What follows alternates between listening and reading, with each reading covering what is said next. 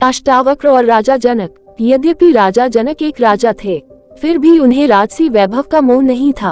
वो सदैव लालच से दूर रहते थे। विनम्रता उनके स्वभाव में थी, इसलिए वे अपने दोषों को दूर करने का प्रयास करते थे। वो सदैव स्वयं को खोजने का प्रयास करते रहते थे। एक बार वह एक नदी के किनारे अकेला बैठे हुए स्तोत्रम का जाप कर रहे थे।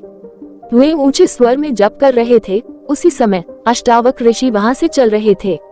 चूंकि वह एक बुद्धिमान व्यक्ति थे, इसलिए राजा जनक का मंत्र सुनकर वह वहीं रुक गए और एक हाथ में छड़ी लेकर थोड़ी दूरी पर खड़े हो गए।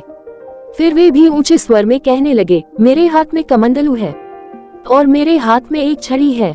राजा जनक ने ऋषि की बातें सुनी, लेकिन उन्होंने अपना जप जारी रखा। अष्टावक्र भी ये बात जोर जोर से कहते रहे। अंत में जनक ने जप बंद कर दिया और पूछा, ऋषि आप इतनी ऊंची आवाज में क्या कह रहे हैं? अष्टावक्र ने जनक को देखकर मुस्कुराया और कहा, मेरे हाथ में पानी का कमंडल है, मेरे हाथ में छड़ी है। राजा जनक आश्चर्यचकित हुए और पूछा, महाराज मैं भी देख रहा हूँ कि आपके पास बेत और कमंडलू है, लेकिन आप देखते हुए भी जोर जोर से क्यों चिल्ला रहे हैं? तब अष्टावक्र ने राजा जनक को समझाया, राजन आपका चिल्लाना भी उतना ही मूर्खतापूर्ण है।